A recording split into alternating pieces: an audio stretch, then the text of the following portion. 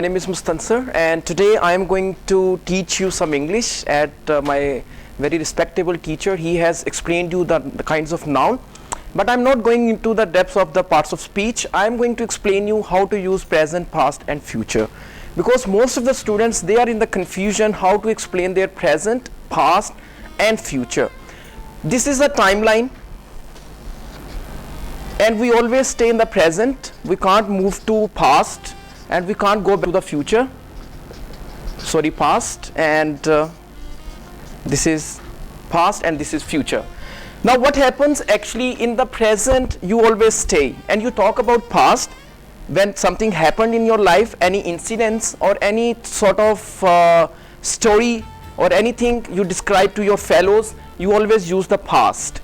In the present, you talk about the activities you do in your daily life. Anything you do, like your office work routine, your daily routine at home, or doing some other domestic work at home. So all you talk about in the present. Future is when you talk about the time which is coming. It can be of after 1 hour, after 1 day, after 2 years, after 20 years, whatever it is. We are not going in the depth of the continuous perfect and the perfect continuous. We are going to just discuss about the simple, present simple, like we call it present indefinite, past and the future. First of all, I would like to tell you the present simple. It is used to talk about majorly your routines and your habits. The thing you do in your daily life. I get up early in the morning, I go for a walk, I come back, I take breakfast, then I go out to meet my friends, I come back in the afternoon, I take lunch at 1, then I go to meet my other friends, I come back, I go for learning English to any academy.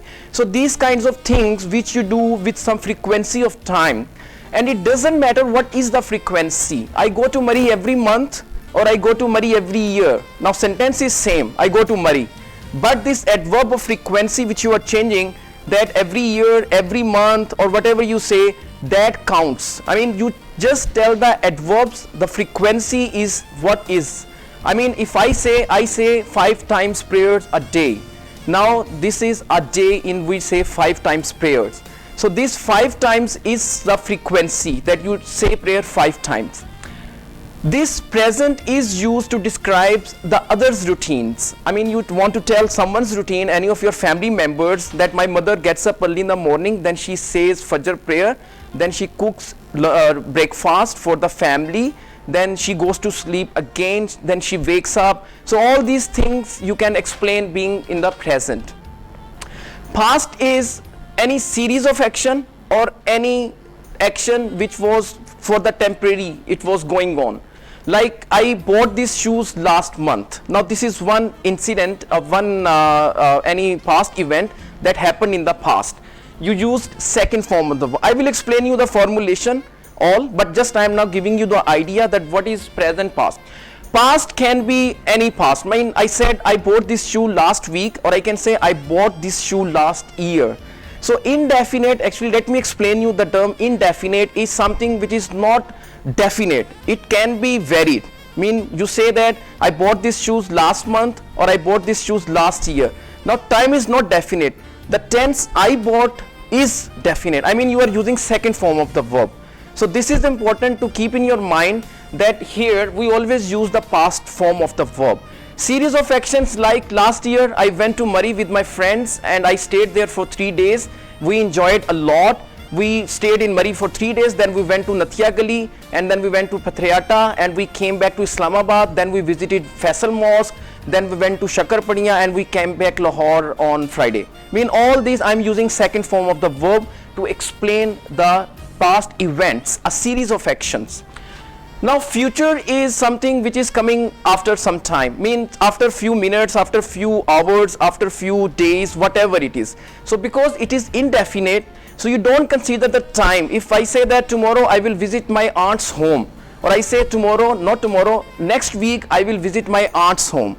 So whatever the time you are using, it is indefinite. But the most important thing is to remember the forms of the verb as well as the help verbs or the auxiliary verbs which are used in these 3 tenses.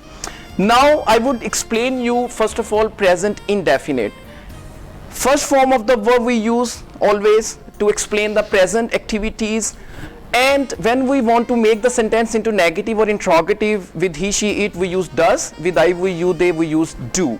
With singular form, we also use the es form, and with the other pronouns I, we, you, they, we use do.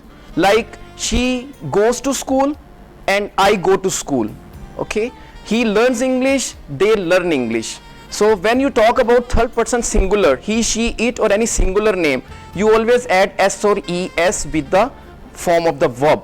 But when you are changing it into negative, like she does not go to school, now it is important, actually these are the rules, there is nothing justification or clarification, you have to remember it.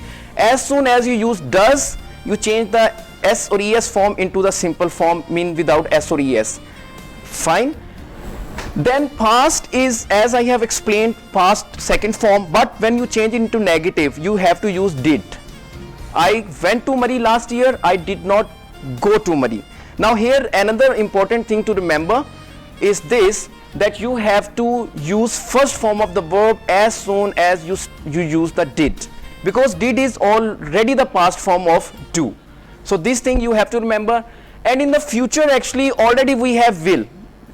In the confusion comes when students, they talk about present and they use s or es or the first form of the verb. They don't find any help verb in the positive form, like I go to school, he comes late and all that, but I'm not using any help verb. Same case is with the past. I went to Murray, she came late, she bought a new car last month, all that. But in future we already have will and shall. So we know that where we have to put not and how to make the sentence interrogative or question or interrogative negative. So here we use did, here we use do and does, and here already we have will and shall. So if I say I will go to my uncle's home tomorrow, if I want to say negative, I will say I will not go to my uncle's home tomorrow. And will I go to, this is the interrogative, and will I not, you are quite familiar with the kinds of forms of the sentences. So these are the things which you can keep in your mind while just using these present, past and future. About will and shall, actually will is, in American English, is used with all the pronouns. Shall is used with I and we in British English. So if you want to use just will with all the pronouns, though it's not your mistake. Don't consider it that I'm saying I will or we will, it's correct in American English. But shall can also be used.